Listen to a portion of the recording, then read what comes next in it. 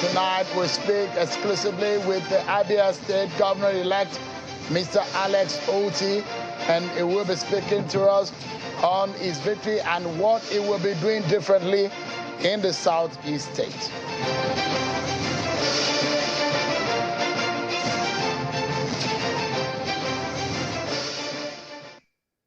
Hello everyone, welcome to the program. This is Politics Today, live on Channels Television. I'm Sean Kimbaloe in Abuja. So much to talk about. If you watched the program yesterday, or perhaps someone told you about it, you heard some of the responses and the statements made by the vice presidential candidate of the Labour Party, Mr. Datti, Baba-Ahmed. That has since generated a lot of controversies and reactions, and tonight we'll be getting some reactions coming from the APC. Precisely, the spokesperson of the APC Presidential Campaign Council, Mr. Festus Keyamo, will be joining us on the program. He has since written to the DSS asking them to arrest and investigate Mr. Peter Obi and his running mate, Mr. Datti Baba-Ahmed. What are the bases for this? He will be telling us. And perhaps some of what Mr. Datti Baba-Ahmed said yesterday in respect of Section 134 of the Constitution. What will the senior lawyer be telling Nigerians tonight as to whether or not Bola Tinubu met the 25% required in the FCT? Is it necessary for him to become president? These are some of the issues. And then we go live exclusively to the governor-elect of Abia State, Mr. Alex Otti. Before we get all of that tonight, let's serve you with some of your political roundup stories.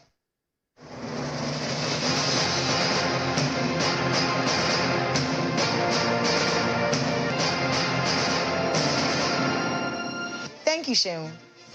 Good evening. I am Kayla Megwa, and these are your political roundup stories for today. The Adamawa State Working Committee of the All Progressives Congress, APC, has reversed the suspension of the Secretary to the Government of the Federation, Mr. Boss Mustafa, by the party's ESCO in the Gwadabawa ward of Yola North local government area of Adamawa State. The state executive made this known during an emergency meeting at the party secretariat in Yola, the Adamawa state capital. According to the secretary of the APC in the state, Dr. Raymond Chidama, the suspension of the SGF is unconstitutional, null and void. The Kogi State House of Assembly have today suspended 9 of its members for the alleged gross misconduct bordering on terrorism. The suspension also affected 7 council chairmen as well as 3 vice chairmen on account of anti-party activities. The suspension of the lawmakers was sequel to the correspondence from the state governor, Yahaya Bello, to the speaker. Speaker of the House, Prince Matthew Kolawole, reading the 2 letters at plenary, said the official letter from the governor alleged that the lawmakers were involved in terrorist activities based on the security report. The Enugu State Governor-elect Peter Mba has promised to deliver good governance to the people of the state. Mr. Mba stated this while delivering his acceptance speech in Enugu State. He said his administration will focus on infrastructure, health, tourism, education, and development of the state. We shall bring water in the shortest possible time to Nsoka, Oji River, Udi, Ogo, and others too. The governor of Edo State, Mr. Godwin Obaseki, has commended the just concluded State House of Assembly elections for reflecting the diversity in his state. This, according to him, shows that more people are participating in the political process. Governor Obaseki is also reaching out to residents to back his administration's 30-year development plan for the state. He says it is time to focus on the business of governance with the elections concluded.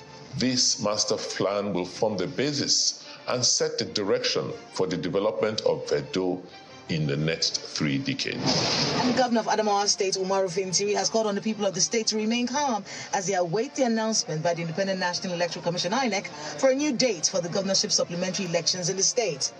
The governor made this call while addressing citizens during a broadcast in Yola over the outcome of the governorship election that was declared inconclusive by the electoral body.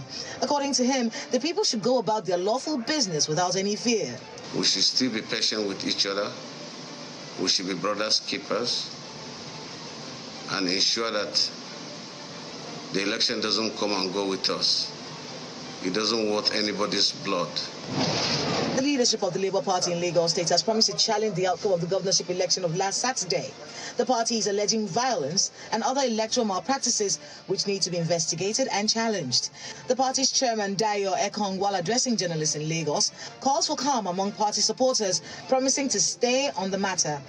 Contenders in the last governorship election in Lagos State have been advised to see the contest as a competition and not a war. This advice is coming from the Forum of Former Deputy Governors of Nigeria. The group, during an interaction with newsmen in Lagos, wants the candidates who didn't win to sheathe their swords and find ways to contribute to the development of Lagos State. At least 2 people have reportedly died after unknown persons attacked the All Progressives Congress Secretariat in Zamfara State and destroyed property worth millions of naira. The chairman of the Security Committee of the APC, Abdullahi Shafe, says the attacks were carried out on Monday and Tuesday, destroying portions of the building, vehicles, generators, among other assets. The coordinator of the Tinubu-Shetima Presidential Campaign Council in the state, Mr. Kabiru Marafa, condemned the destruction and vandalization of the campaign offices. Meanwhile, the governorship candidate of the PDP in Kaduna State, Mr. Isa Ashiru, has rejected the outcome of the governorship election in the state with the aim of challenging the outcome in court. Mr. Ashiru has faulted INEC's declaration of Senator Ubasani as the governor-elect in the state and says it will not stand the test of time. Members of the People's Democratic Party, PDP, in Kaduna State have held a peaceful protest in the state capital to demand for the declaration of their candidate, Isa Ashiru, as a rightful winner of the March 18 governorship election held in the state. The protesters, mostly women, were dressed in black, carrying placards bearing different inscriptions, and led by a former Minister of Environment, Mrs. Laurentia Malam. They took their protests to the Kaduna State Secretariat of the Nigerian Union of Journalists, where they accused the Independent National Electoral Commission, INEC, of stealing their party's mandate. The Ogun State Police Command says 30 persons were arrested with 12 firearms and 25 live cartridges during the last governorship election at various locations across the state. Speaking to reporters during a routine patrol at the state headquarters of the Independent National Electoral Commission in the state Commissioner of Police, Frank Mba, says they were arrested for unlawful possession of firearms, inducement, and vote buying during the election, among other offences. And finally, following the outcome of the 2023 general elections that saw Bola Tinubu emerge as the president-elect, the chairman of the Owerri West APC Campaign Council in Imo State and executive chairman of the Fiscal Responsibility Commission, Victor Morocco, says he's confident that the nation stands to benefit immensely from the wealth of experience and developmental plans which the Tinubu-led administration, he says, has to offer Nigeria. At a press conference in Owerri, the Imo State capital, the country executive chairman of the Fiscal Responsibility Commission says Tinubu's days as governor has much to say about his mental strength, developmental economic policies, and detribalized nature. On the landslide victory of the APC at the just concluded State Assembly election in Imo State, he says the victory is a clear testimony that people of Imo State appreciate Governor Hope Uzodimma's giant strides in the last 3 years and need him to continue in office. Those are the political roundup stories for today. It's back to you, Shem.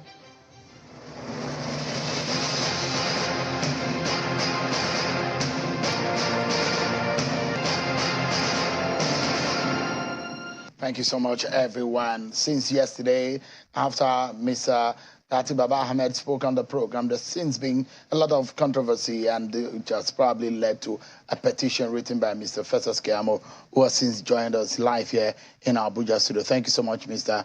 Keyamo, for joining us tonight. Thank you for inviting me. Just give me some minutes. I would like to attend to the first guest on the program, which is the governor-elect of Abia State, Dr. Alex Otti, who is live for us in Abia State. Thank you so much, Dr. Otti, and it's good to see you. Congratulations once again. We saw that jubilation on the street of Umahia when that announcement was made.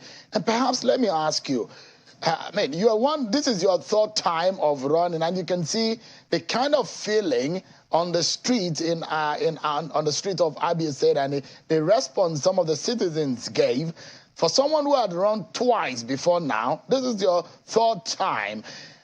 What was running through your mind? Can you give us an understanding how you felt driving through that traffic of human beings yesterday? Thank you very much, Shem, and I'm glad to be here once again. Well, yes, I was quite happy with the way people received the declaration and the return of our party and myself as the winners of that election.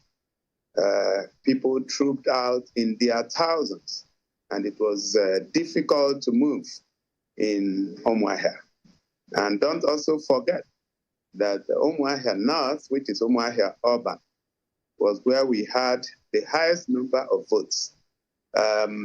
What this shows you clearly is that people are consistent with what they want.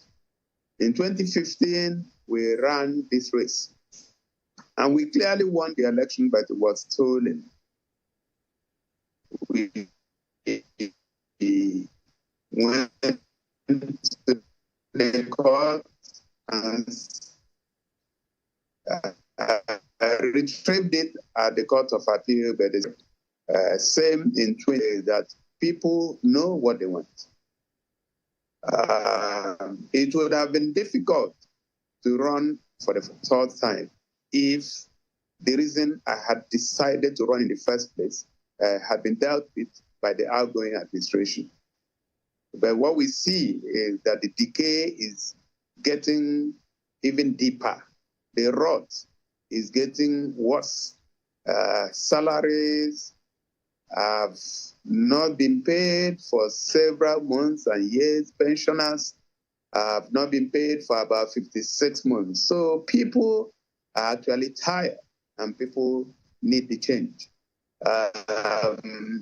And interestingly, the same thing that happened in 2015 was going to happen again. In local governments in the state is used to commit electoral fraud and manipulation, and that's what being by local government. This time around, the beavers was bypassed in a few words, and then results were written, and these results keep mutating. As an additional local government is collated, the result from Obingwa changed. It was 81,000 in the first place, and that's why the original result sheet, you will still see the total number of accredited voters in their own imagination as 81,000. From there, it went to 86,000. From 86, it went to 92 until it got to 108,000. But by the time INEC intervened and called for election materials to be brought to Abuja for a review, INEC found out that there were only 27,400 accredited voters in Obingwa. And on the basis of that, they also found out that PDP scored 9,900 votes as against the 108,000 they claimed, while we scored 3,000 plus votes in Obingwa. And the INEC returning officer pronounced us winners, leading with over 97,000 votes. So what came through my mind was that these people are consistent, they know what they want, and I almost wept, given the thunderous ovation from our people. That was not, it just came out in a way that actually moved emotions. And for me, I'd always wanted to develop the state. I'd always wanted to ensure that we have infrastructure. I'd always wanted to ensure that the state is run very well. And if I actually wanted to do that, given the emotions that were expressed yesterday, I will even do more. I guess I will leave it at that, Shane. Interesting. And then perhaps when that was running through your mind, you may be looking at the burden that has now come upon you right now for someone who's tried your shot at the 2-time and failed, but now you are third time lucky. And I asked you before the election if you thought that you were going to be the third time lucky. I didn't know I was speaking into what could have happened. But let's go into what the governor said. Governor Okeze Ikpeazu. Let me show the world what he said about your victory. The governor is an opponent in this case, and Governor Okezekpa also said that Otti has fought a long battle over a very long period of time and deserves commendation for his staying power and resilience. He says the governor-elect must see his victory as a higher call to service to the people of Abia State. And he has warned that you should not be disturbed. He's advised opponents not to disturb you and allow you to focus on governance and not to disturb you with litigations. I mean, coming from an opposition, how did you receive that? Well, Sharon, yes. When I saw that, I was initially surprised, given the posturing of the governor prior to the election. I had called on him to give peace a chance.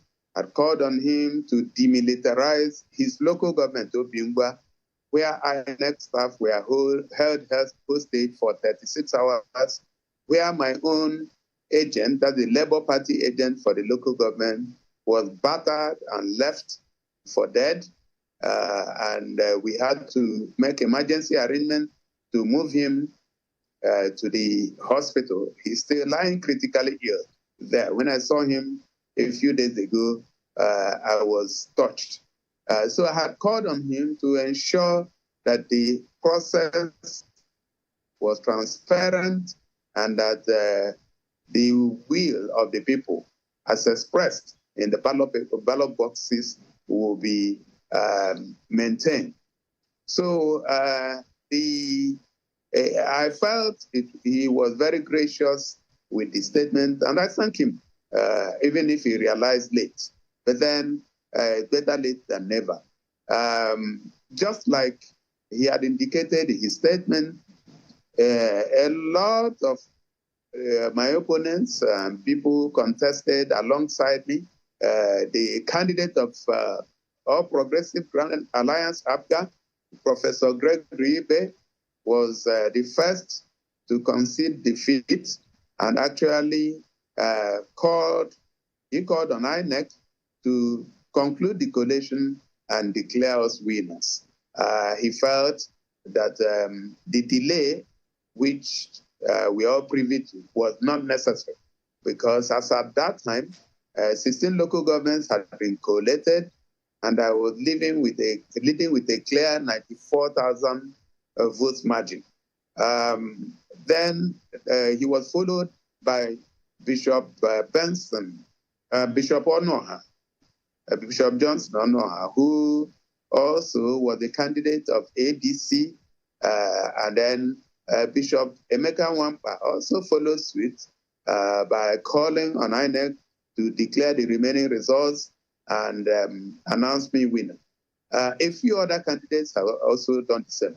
So if we have many of the candidates conceding defeat, I believe that they will not turn around and engage in the litigation process, which can be destructive.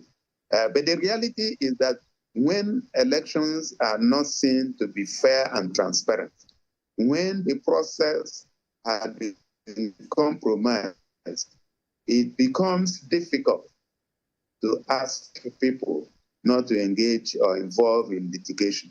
So it's always good to stand for the right thing and to do the right thing. And the torrents of endorsements and support and the concessions that are happening is because in virtually all the local governments, except one, and that was Isialangwa North, where PDP actually rigged, every other result that came out were consistent with the will of the people. So, direct answer to your question, I believe that there may not be a lot of litigations and there will not be a lot of distractions. So I thank the governor for being gracious, and I hope. Thank you. Well, Isialangwa and Obingwa, these are two local governments that have become a problem for your governorship ambition over the last few years that you have tried to run for governorship. But this time around, it does look like Obingwa again. And people will say Obingwa again because we saw the last time again how things panned out.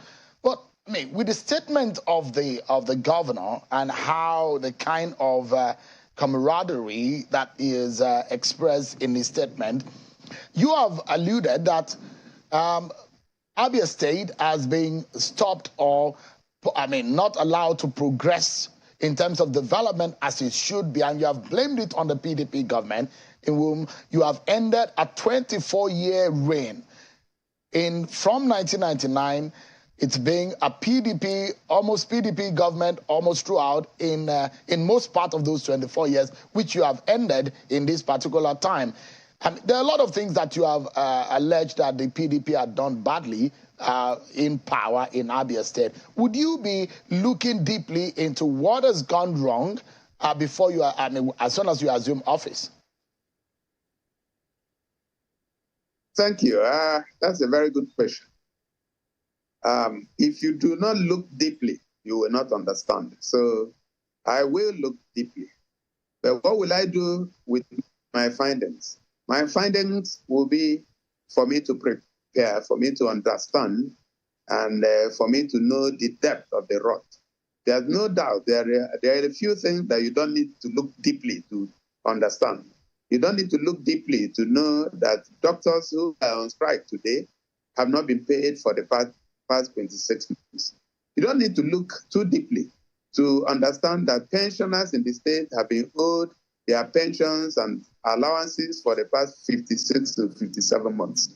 You don't need to look deeply to find that Abia, which was supposed to be the commercial and manufacturing hub of the state, is in ruins. You don't need to look deeply to find that the whole state is almost like a garbage yard. Now you need to look deeply to find that Umuahia, which is supposed to be the state capital, is a glorified village. You don't need to look deeply to find that our schools are in ruins. Our hospitals are mere consulting clinics. So there's a whole lot that have gone wrong with the state. Of course, statistics will also help you understand that a state which was handed over in 2015, 29th of May, with a debt profile of 34.5 billion, owes as at December 2021 about 190 billion. Maybe you need to look deeply to know how much they owe as at December 2022. But then, all these are problems that we can solve. We are prepared. We have already articulated what we are going to do in our manifesto. One of the major things that we need to do is to ensure that we prepare the state for business. As at the same December 2021, the Ease of Doing Business Index shows Abia State ranking number 32 out of 36 states in the Federation. And what that means, like I've always maintained, is that if there's an investor, whether local or foreign, and he wants to invest in Nigeria, there are 31 other states to look at who will take priority over Abia State. So we need to quickly move our ranking to single digits if it is not number one. Yeah, because I'd like to touch on the economic, the developmental issues, the welfare of the people of the state, and issues of security. But let me be clear about my question. So you said you need to dig deep and look to the details of the rot over the last few years in Abia State. Are you doing that with the aim of probing whoever that is found guilty? Or what would you be doing with the details should you be digging into it? Okay, I know that's where you are going. So if you had let me land, I would have landed there. So the reason I'm looking deeply is to understand. Quite frankly, I know that the enormity of work that is required in Abia is a lot. And I wouldn't want distractions. I also have stayed here long enough to know that whenever you start a probe, you you begin to get distracted. And by the time you are done with the probe, and you probably have a report which would have indicted a lot of people, the process now begins. And that process will mean going to the High Court, from the High Court to the Court of Appeal, from the Court of Appeal to the Supreme Court. There was a former governor whose successor actively wanted to prosecute, and it took him 12 years to secure a conviction at the Federal High Court. And 6 months after, the conviction was reversed. So I wouldn't like to use the 4 years and another 4 years that I believe Abia people will give me to be chasing enemies. It might be a case of anyone who has sinned should sin no more. Alex Otti wants to concentrate on governance, but if you have stolen any money in the coffers of government, go and sin no more. Could that be the case? With a little modification. If you have stolen any money, and it's still with you, please return it. But I'm actually not going to dissipate energy chasing real or imagined criminals or real or imagined looters. But I will not allow corruption. I will not allow our money to be shared. I would like our money to be used to work for our people. All right. That is the modification that I would like to make. So let's go into the issue of governance now. A lot of experts have, and a lot of them have agreed that there is a problem in the governance structure in Nigeria as to the cost of governance.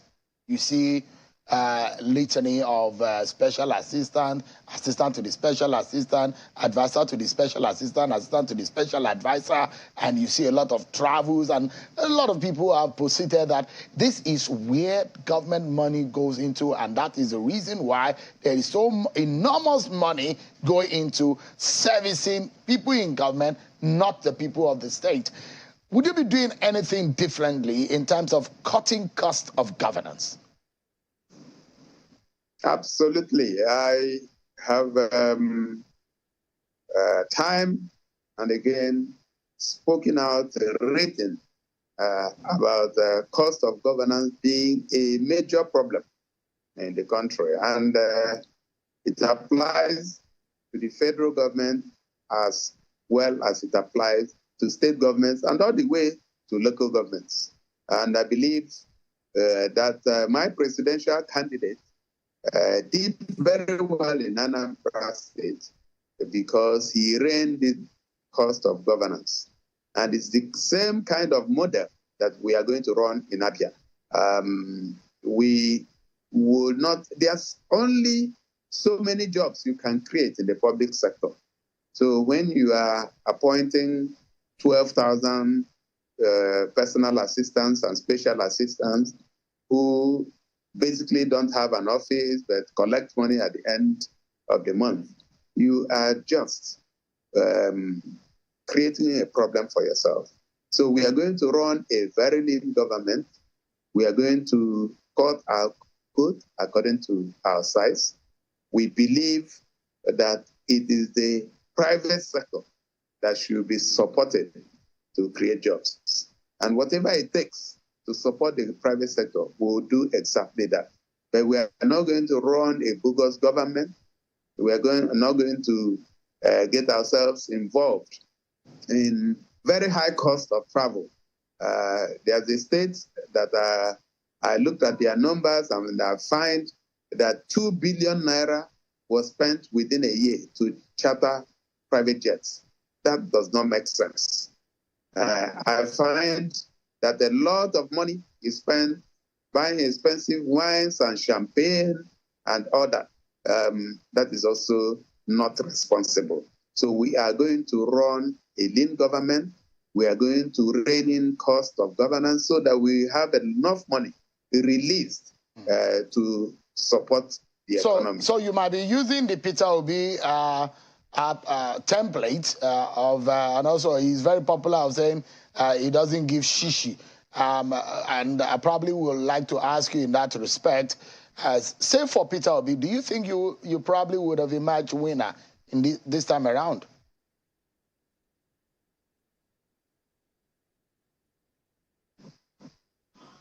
Well, let me start by responding to, we know they give shishi. Yes, Labour Party, we know they give shishi. That does not mean that we will be unreasonable. No, far from it. We will be very reasonable. Peter Obi is also very reasonable. He just doesn't throw away money. But any time that there is something that needs to be done with money, he will ensure that he gets maximum value for that money. And that may include going to the market to price it himself. So one of the engagements he had, he said you could not buy fuel if he was not seated in the car. Maybe he overdid it, but that is the kind of thing you need to do if you want to cut costs of government. Now, to the question of if I would have won without Peter Obi, well, I'll draw your attention back to 2015 when I ran under Abia. There was no Peter Obi and there was actually no presidential candidate. And we have it on record that I won that election landslide. So as at the time we were joining Labour Party, Peter Obi had not joined, and we didn't know that Peter Obi was coming to Labour Party, and it took about a week before he now called me and said he had just purchased the presidential nomination form and he was coming to Labour Party. So we are prepared to fight the way we fought in 2015 to ensure that we win. So the votes we garnered in Abia could have been helped by Peter Obi. Maybe the margin would have been smaller. And that is why it is important to always acknowledge Peter Obi, because he came to Abia about 5 times really, to campaign for us, even before campaigns kicked off, when we did our annual banquet for the Executive Foundation, the foundation that awards scholarship every year, institutions. He came and he was part of it. That was in July last year. He came again for the flag of our campaign. That was in November. He came again and yet again. So I think he has done well for us. So both the obedience and himself, they actually did very well to support us. And that's why even the first election, out of the 8 House of Representative seats, we took 6 of them and sent some people on permanent retirement from politics. And then the Senate, we have 1 out of the 3. Hopefully we'll have another one by the time litigation closes. So Peter Obi was a great addition to our campaign, but I can tell you that we have won election before in Abia State without him. And since things have gotten worse between 2015 and this time, I believe we will still have won. So let's get into some other issues. You made some very specific promises. And part of those promises is that you will pay arrears of unpaid salaries and pensions within 6 months. Now, this is on the backdrop of a state debt that is in the region of about almost 200 billion naira. And when we wonder, where would this money be coming from? It's a very good idea to pay those who are being owed their legitimate money, wages, and pensions. But then where would you be getting them from? For those who have criticized that statement, to say that may be too dramatic and maybe unrealistic.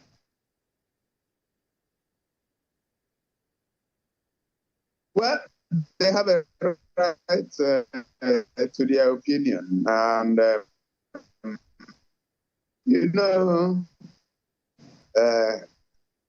people like us have what we call trade secret. I'm a finance man, and I've spent the last 30 years of my life putting things around transactions, finance, banking together.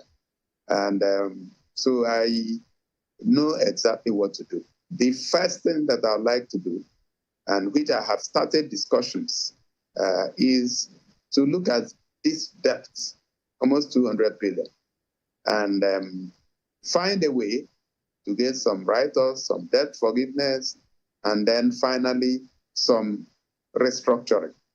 I will sit down with the lenders. I've already started doing that in the last 24 hours, and a lot of them that we have reached are actually very agreeable to sit down and look at those debts again.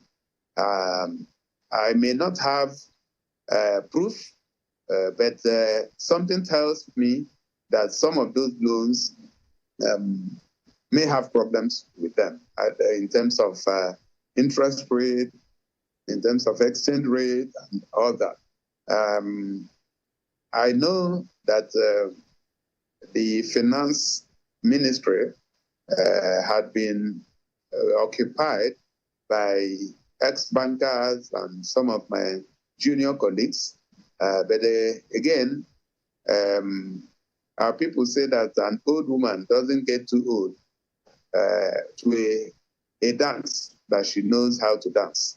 So I'm going to sit down with the lenders, and we're going to be talking about how to restructure them. All right. So one of the things I have also discussed with a bank CEO is how to now issue a bond and term out some of these facilities for as long as 30 years, so that we can have headroom to operate. We also intend to bring some sanity into the internally generated revenue of the state. The current government says they collect about 15 to 16 billion annually. I think that's a bit too low. I also know that the process of collecting IGR in the state is anything but transparent. So by the time we introduce technology using taxes, we'll be able to generate a whole lot more than that. So we have our strategy well cut out, and we are sure that we'll be able to deliver on those promises. So what is the margin that you hope that you could take the IGR to? If 15 billion is correct, which I think is not, because I do also know that some of the revenue collectors of the government are boys and government racketeers who collect money and put in their pocket. If we introduce transparency into revenue collection, in the first instance, we should be able to move from 16 billion to over 20 billion without doing anything. All right. And by the time we begin to grow the economy, you know, again, taxes are things that you collect when you have already introduced prosperity in the economy. So by the time we begin to develop the economy, I'm sure our internally generated revenue will even go beyond 20 billion. And, all right. Dr. Otti. And then maybe up to 30 billion, maybe within the first. All right. Let's wrap up the conversation. I have just less than 60 seconds to do so. There are those interest groups in the state already asking you to prioritize the issue of security, workers' welfare.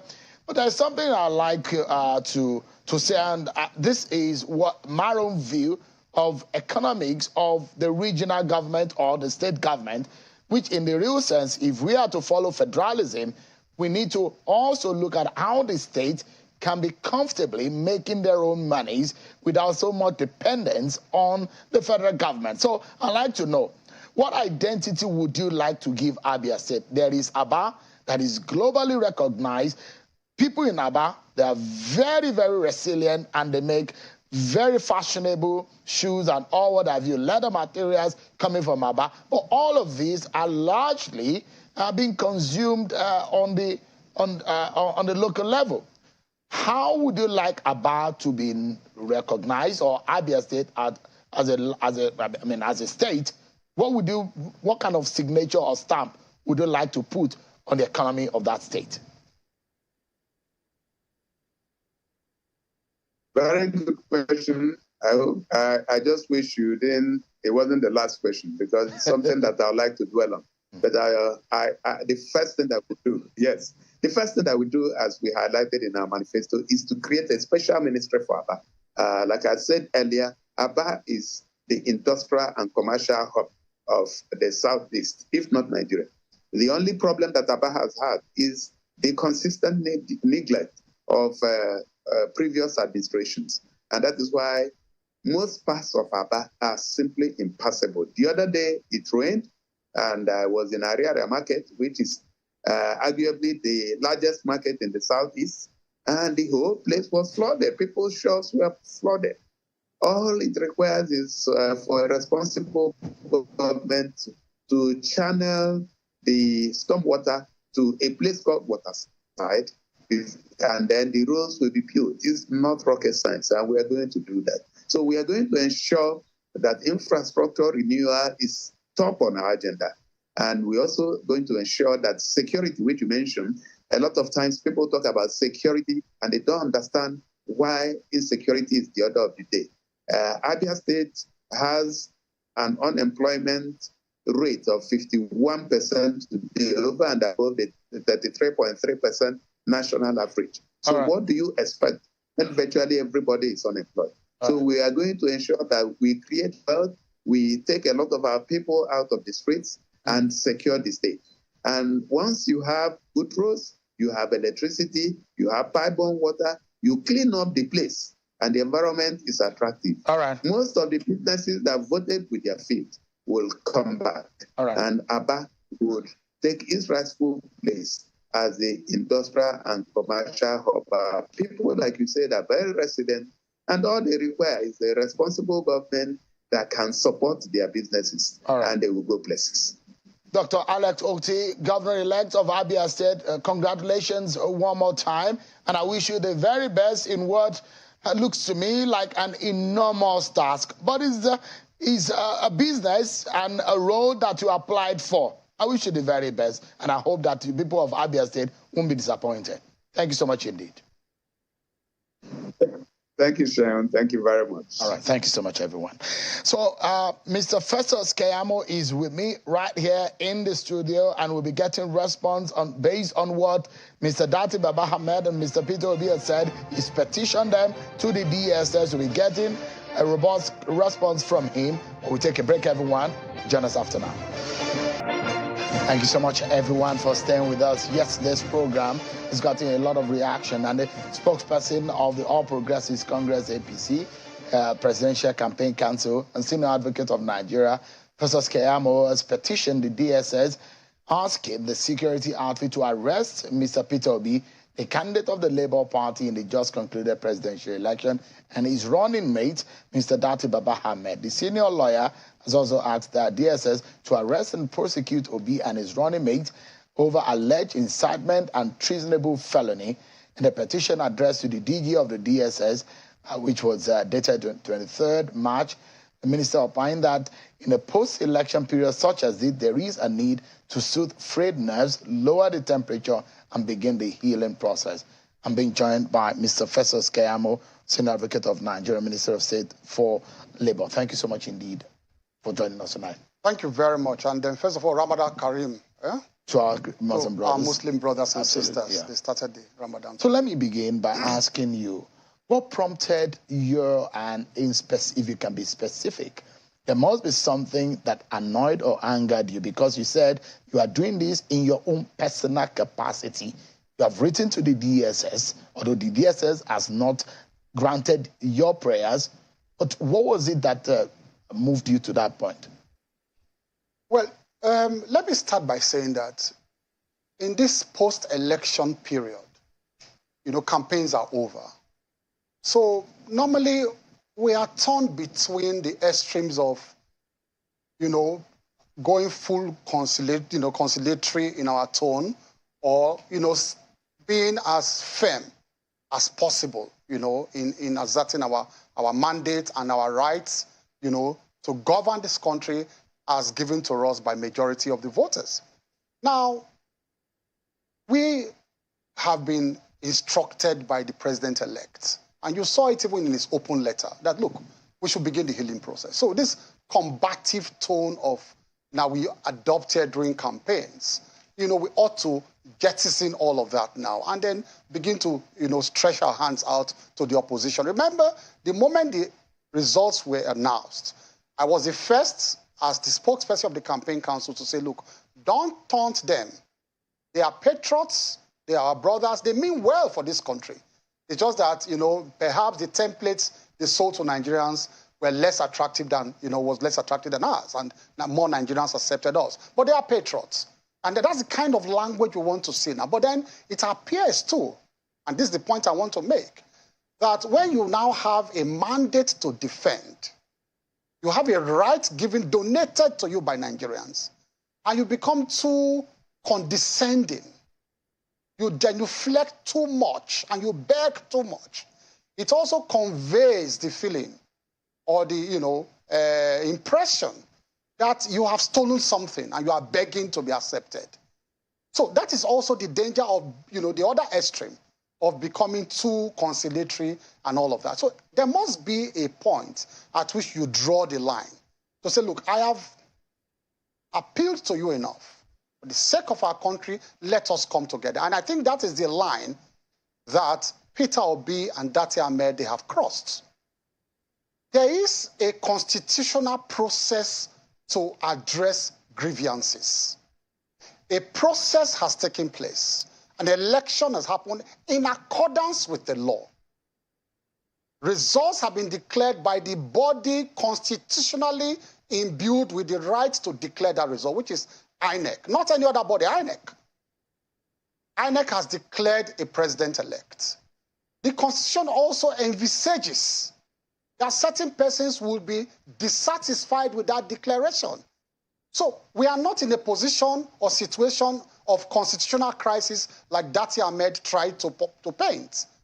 This situation was or has been envisaged by the Constitution that certain persons will be dissatisfied. And if you are dissatisfied, there are laid down procedures to address those grievances so that democracy will function, those institutions will function, and democracy will function and will survive. Now, what is going on is that Datti Ahmed comes here, and it has been a series of interviews by himself and Peter Obi. Yesterday was the final nail on the coffin. It was the final straw that broke the camel's back. That somebody who wanted to become vice president of this country, of that level, would come here, sit before the world, and tell the world that he does not recognize a president-elect that has been declared by the Independent National Electoral Commission, and that the president-elect must not be sworn in, and that he does not even recognize, the process that they have, started, in court. He does not trust that process, I mean. And that's the person who wanted to become vice president of this country. How? And then he arrogates to himself the right or the power to interpret the Constitution, interpret, Section 134 of the Constitution to suit his own whims and caprices, and then declares that what the INEC did was totally unconstitutional, and that what will come in on May 29 will be an unconstitutional government. It is the delusion of grandeur. It's complete delusion of grandeur for anybody to say now that there is no president-elect, which is it's complete delusion of grandeur. So that is the specifics of your anger. Exactly. Just to tell you that amounts to subverting the very process that they have started in the tribunal. They are subverting that process by coming out of that process to then call for insurrection in a subliminal manner, for protest and insurrection to truncate that process. I want to say this clearly, that the process we have established since 1999 is that elections take place. People are sworn into office, but those who have grievances are given the right to continue their grievances, air their grievances in court. And some months into their tenures, if the judgments come in, they are removed from office.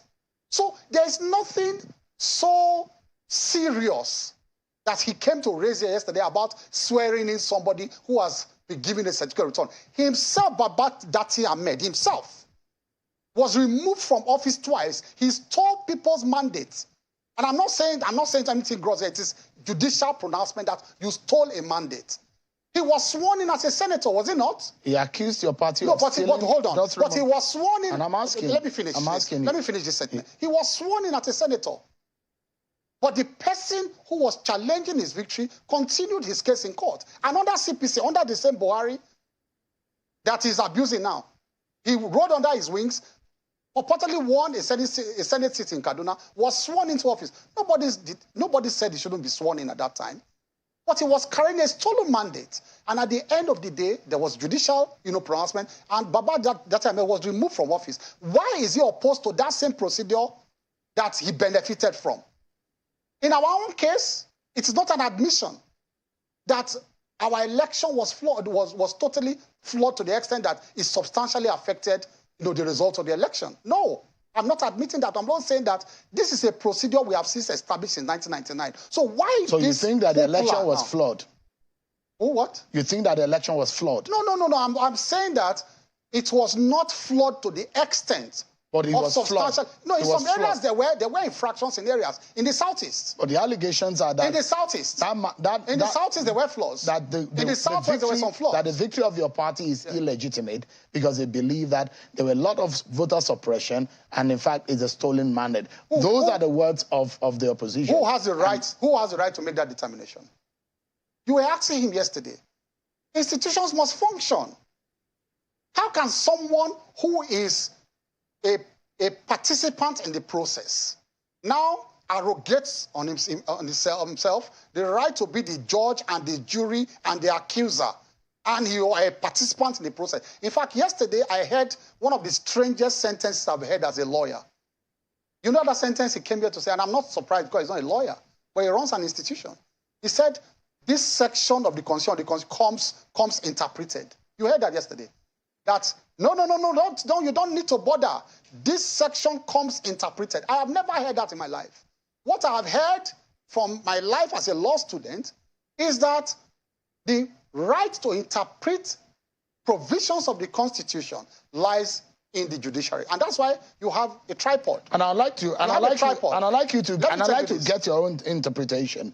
But just before we get further into that controversial Section 134, because on this program, I've had to speak with a former NBA president, Olisa Agbakoba, who 2 or 3 months ago raised this matter and said it's going to be a problem and it's likely to cause a lot of chaos in our election because, according to him, it's not clearly stated whether or not FCT, as the Constitution, captured it. But let me ask you, what he said, part of what he said, and part of what the opposition has said is that when you tell people to go to court, it then means something, that you steal something from them and you are asking them to go through a process in which you are predetermined or you have your way around that process. So just hang on. That is one of the interpretations of go to court coming from your camp. Just hang on a minute. If I don't say go to court, what will I say? It's a rhetorical question I'm asking you. If I don't say go to court, what would I say as a winner? But does it also mean that will I say come, let's fight? Does it mean that you predetermine the process? No, not predetermined. I'm only asking you a rhetorical question that answers your question. If I don't say go to court, what it means, if I don't actually use that word, that sentence, is that avail yourself of the procedure of the machinery for addressing your grievance as provided for by law. That is what it means. I'm only saying it in specific terms, go to court. If I don't say go to court, the next thing I will say is that, come, let's fight. So why are they using such phrases or such sentences in a derogatory manner? It is what is provided for by law. And people have actually retrieved their mandates by going to court. It is only when it does not favor you. And that is what the Labour Party is doing. And that is why I had to petition them to the DSS. There's a build-up to something that they are doing. Shehu, there's a build-up. The build-up they are doing is to rile the people up, pump them up, and then turn them against the judiciary, that if your judgment does not go in a particular way, and that is why he came here yesterday to say the Constitution comes interpreted. What does that mean? He's telling the judiciary that this thing, I have interpreted it. The people of Nigeria have interpreted it, and if you say anything different, they will come after you. So what? No, I need to make this point. Yeah. I need to make this point. That is where they are going. And so they are setting up a scene for rebellion. And they are setting up a scene to blackmail the judiciary. And that is why if you go online now, I have alerted the DSS that they have camped some boys in one popular hotel in Abuja.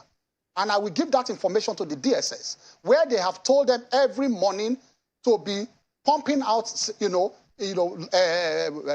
online messages to rile up the citizens, cause fear, and all of that. And so what they want to do is to say once the judiciary now goes another way, then the judiciary must have sold out. So that's why they are threatening the judges. Now, they have gone up to that point. I want to make this point. Nigerians must know that the Labour Party online touts now are threatening judges, threatening their families, exposing them. Go online and see what is happening. And so there is a situation where they want to create fear in this country. They try, you know that during the elections, they tried to threaten people to support them. They failed. During the announcement, they tried to threaten INEC. So everything about them is threats. To threaten INEC to support them, they failed. Now they want to move to the judiciary. It is enough is enough. Shehu, we are ready. Let me tell you this. People who voted, and majority are that, who voted for Asiwaju and the APC, they are the silent majority now. And so if they think they want to push this country towards NSAS, where it was citizens, NSAS was a situation where citizens were dissatisfied with a policy of government, an institution of government called NSAS. That was totally different. But they think they can rile up and citizens towards a situation of SARS again, but NSAS. But this time they should realize that this is not activities, it's pure politics. And if you want to do that now, it will not be citizens against government, it will be citizens, voters against voters. People who voted for the ruling party. You imagine that the mandate of your candidate and for your party is it popular? So I will ask you this question, a rhetoric question again. No, I'm not supposed to answer the question. It is. I'm supposed to be asking. No, it's a rhetoric question that I'll use to answer you. That Peter Obi, with the kind of message he preached, did he expect, in all honesty, a man who came third or saying the confessed, did he expect, in all honesty, to win in areas where that message did not, go down well with people? He was telling the churches, take back your country. Take back your country from where? Now, look at the heat map of the votes. Look at the Nigerian map. Pick it up and look at the heat map of his votes. He succeeded in those areas where his messages sank in about Christians take back your country. He forayed into the middle belt where Christians are predominant and ended there. He could not go further than that place. Look at the heat map.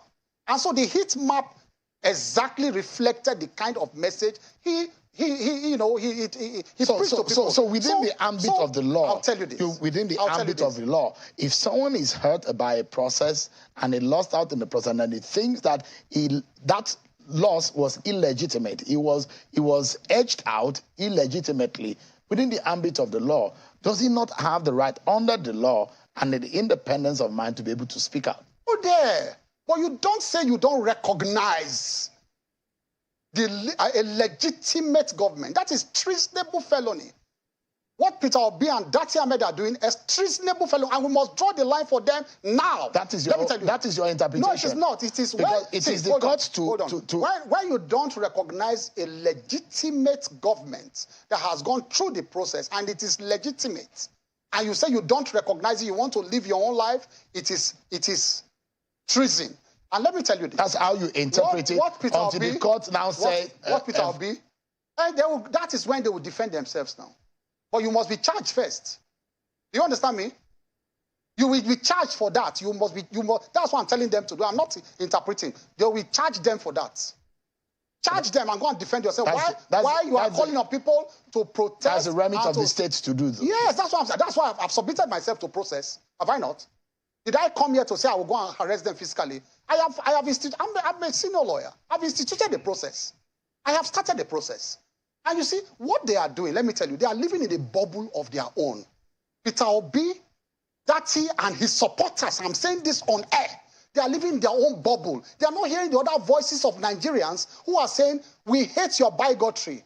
We are not buying your message of Christian votes. We are not buying your tribalism. They are not hearing those voices. There are voices in this country. No, hold on. There are voices in this country saying we don't like those messages. But they are not hearing those voices. They are living in a bubble of their own. And they will hear those voices very soon if they continue with this nonsense they are doing. Right. As from now on, it's going to be propaganda against propaganda.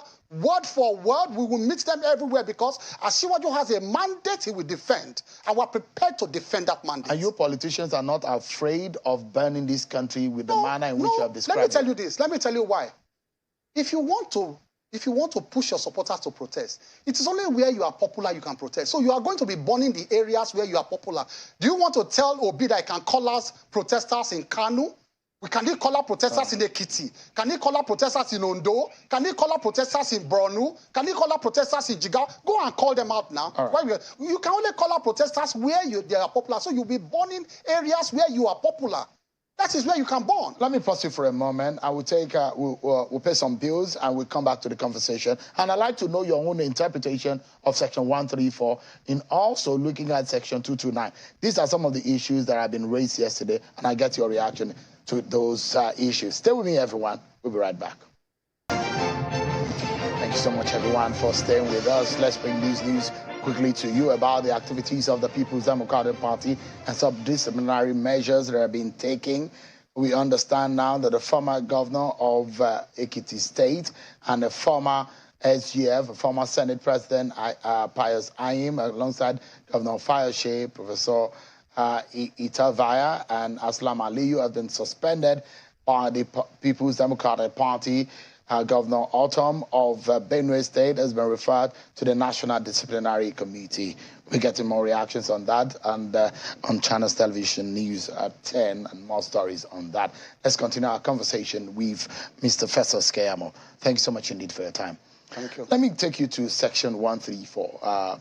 My guest yesterday was saying... Before I just go there, just for 1 second, to mention this. That it is important we mention to Nigerians that there has been no time where Labour Party has come up with alternative figures that they got from polling unit to polling unit. That is very important before we delve into Section 134. That it is important to say that every party has polling agents in every unit. And so you must have obtained your own alternative figures different from what was obtained. So all of these claims that were rigged, that's important I mention that. So that we don't finish the program without mentioning that to Nigerians, that the basis for all of these agitations is not even there at all. There has been no alternative figures they are brought to Nigerians. So your party, you have your own figures now? Absolutely. Because the PDP yesterday said they have their figures. Yes. The Labour Party yesterday on this program said they had their figures. Exactly. In fact, the PDP said they won by more than 4 million votes. No, that is comedy of the century. It's comedy.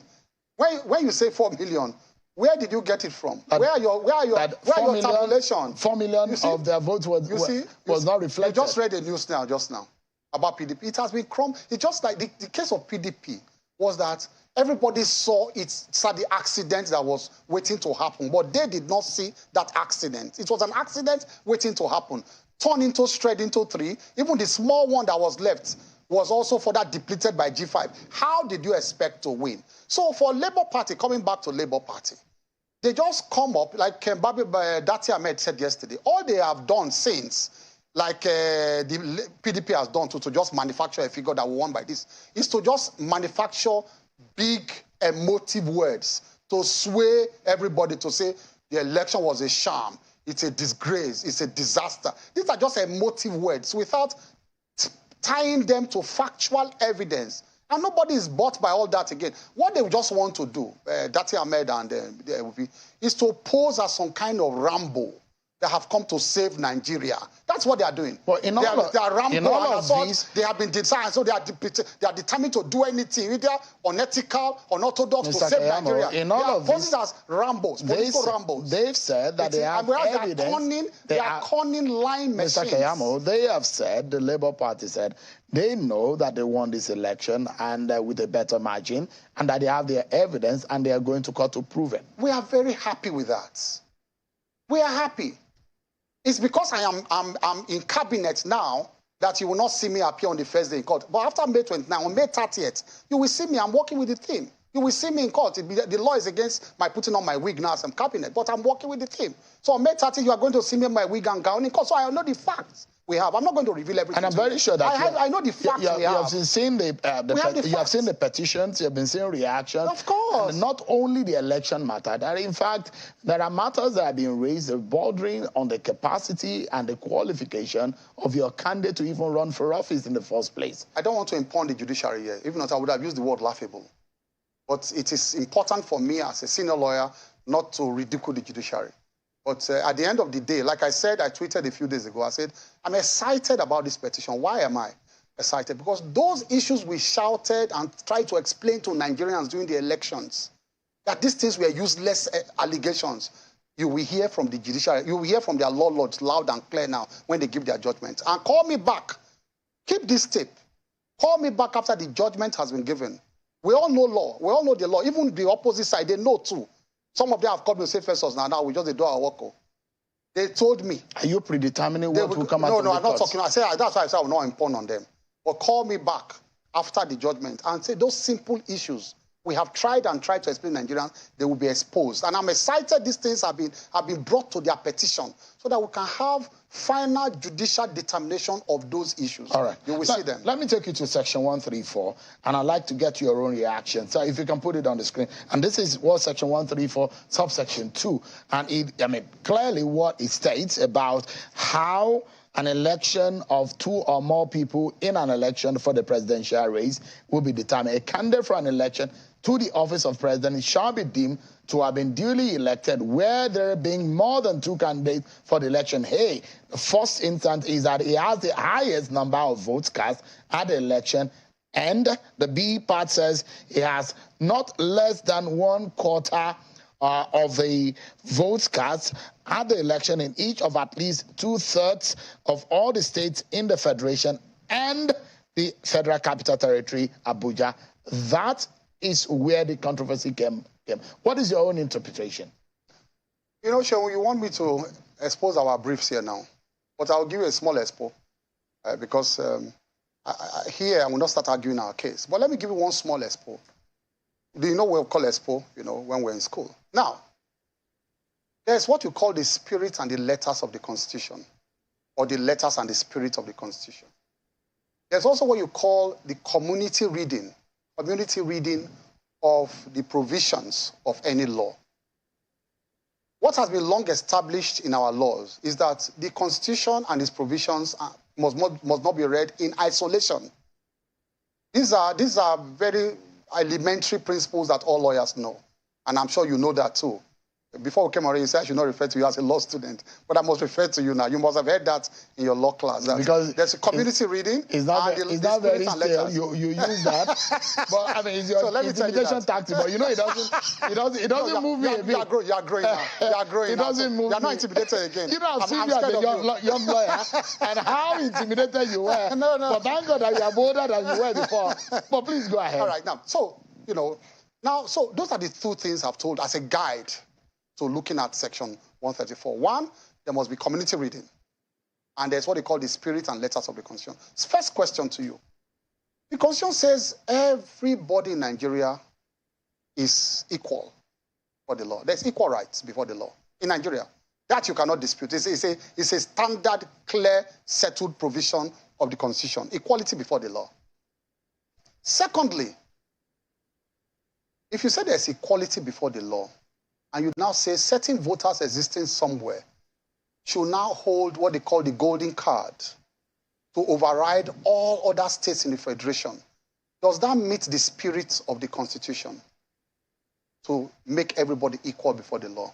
You are now making people residents in Abuja higher citizens over and above other citizens of Nigeria. That is what their own warped interpretation is taking us to. That there's a special set of voters in Nigeria. Unless you woo them to that point of 25, you cannot be president of Nigeria. Even if you get up to 36 states, and you clear all, but Abuja will deprive you from becoming president of Nigeria. Is that kind of interpretation, does it accord with the spirit of the Constitution? That is one. I'm not going deeply into the arguments. I'm only giving you peripheral arguments. But there are Secondly, I'm going to tell you. This matter, again, I'm going to come here. Yeah. Read section 134. In conjunction, like I said, constitution must be read as a community, document. Read it in conjunction with 299. All right. Let's put up 299. Read Section 299. Put up 299, which they have been hiding from Nigerians. Read them. So that's what 299. The provision of this constitution shall apply to the federal capital, Abuja, as it were one of the states of the federation. That's all. And accordingly, as That's if all. it were. That's so all. it means that, That's all. Does it mean that the constitution sees section 30, FCT as the 37th state? Exactly. All you just need to do when you read these two is that section 134, for the purpose of this, for the purpose of that section, it is an inclusive provision. A provision that tries to include Abuja amongst one of the states. In fact, to understand 134 better, just remove the sentence "and the FCT Abuja." People would have been asking, if you cut 25% in 2/3 of the states of the federation and you keep quiet, people would have been asking, 2/3 of the states and Abuja. Say, what about Abuja? What about Abuja? So what that last phrase means is just to confirm to people that you calculate Abuja along with it too. That's what it means. Simple. So, in practical terms, let me bring it down and break it down for Nigerians to understand. In practical terms, it means that if I need to get 25% in 24 states, and I now get 25%, I get the 25% in 23 states. And the FCT, what it simply means is that FCT will be calculated as a state so that you have met the requirement. Am I clear? That's in practical terms. That is what it means. I'm trying to calculate, bring it in practical terms for people to understand. That if Asiwaju or Atiku had gotten 23 states, 25%, and they say, oh, you cannot be president. Or they say, no, but he got 25% in FCT too. They say, oh, yes, it's included. It should be treated as a state too. So what it means is not to elevate Abuja and to treat it separately as an elevated to a status higher than the state. In fact, their interpretation that they are bringing to section 134 is an interpretation that even negates the spirit and letters of that particular section that even tries to include Abuja among the states to be calculated. Now, the corollary to this is Washington, D.C. Go and look at the constitutional development of America. Washington, D.C., is not one of the federating states of America. It's a federal capital territory. Of course. And so before... And fighting for statehood. Exactly. Before 1961, the voters in America were not allowed to choose electors, which is the electoral college that determines America's president now. But in 1961, I think it was by the 23rd Amendment of 1961, that they now brought, DC in, and they said they can now choose, I think, 3 electors or so to now take part in the electoral college. So that is the meaning, that they were agitating to be treated as one of the other states. So our constitution, therefore, without waiting for that agitation, they adopted, what Section 134 did, was to adopt the 23rd Amendment of the American Constitution. That's the meaning. We are going to go into it, history when we argue our case in court. It draws its strength from the 23rd Amendment of the American Constitution that says, treat DC as a state for the purpose of electors. That is what it draws it from. So Datti yesterday has said it might be dangerous for your candidate and the president-elect to be sworn in if there is no clarification and settlement on this provision of the Section 134. What other pathway do we have to douse this tension? There is no tension. The tension is in Baba-Ahmed's mind. Tension where? He wants to come to Eagle Square or do what? What is he saying? What is Baba-Ahmed saying? That what? That INEC should have gone what? Should have stopped announcement to go to court first? If the lights if the lights of Mr. Bakoba had raised this issue, your candidate... It's like Bakoba Supreme Court. Your candidate did not... You keep quoting my very respected fellow. Hold on. But he has raised it before. Respected fellow. But is this Supreme Court? Did you hear views of other senior advocates too? He's my very good senior brother. But you keep going back to Oluka. What is Oluka? He's one of those who have raised it. But there are other issues. The other lawyers who have said it's nothing. What's them too now? Am I not a senior advocate? So what's the meaning of this? But the question is that As it is, your candidate... So the INEC should have waited, should have stopped announcement to go to court? Calm down, Mr. Keyamo. Your candidate did not make 25% in FCT. Just like the PDP candidate. No. Just like Labour Party don't make 25% in more than 17 states too. In fact, he didn't make 25% in 15 states. And now he wants to now rub shoulders with us that didn't make 25% in what? In FCT and 6 other states. We got 30, we got 30 states, you know that? The two of them, Obi and Atiku, did not even make the 24, and they are claiming they want to be president. Obi was the worst. He got 17, 25% to 17. And even look at the national spread of the votes. To even say who qualified to be president. Listen, by the manner of their campaigns, Obi made 9 states in the south and made 3 in the north central. He didn't even go to the core north. Atiku Abubakar got 9 states in the north and made 3 in the south. It was only Asiwaju that got 6 in the north and 6 in the south. That is the balance that Asiwaju brought to this, to this campaign. Again, it was only Asiwaju that got at least 1 state in each of the, in all the, in five geopolitical zones. It was only in the southeast Asiwaju did not get 1 state, but Asiwaju won at least 1 state in all the 5 geopolitical zones. Right. Again, Asiwaju came first in 3 regions and came second in 3 other regions. He never came third anywhere. Obi came first in only 2 regions. Atiku came first in only 1 region. So who had the spread? Who had the acceptability of Nigeria? Although those are the people that are waiting for them. Your candidate perhaps from analysts say, look, that is the that's the lowest margin or percentage of vote any elected president has had since 1999. Democracy at that point, it says that you don't have to have the highest vote in history. You also have the highest vote in that election. That is democracy. Mr. Festus Keyamo, Senior Advocate of Nigeria, Minister of State for Labour and a spokesperson of the APC-PCC. Thank you so much indeed for your time to respond to. Thank you very much. Thank you so much indeed. But that's our show for tonight, everyone. Thank you so much for watching. I'm sure Kimale. God bless Nigeria.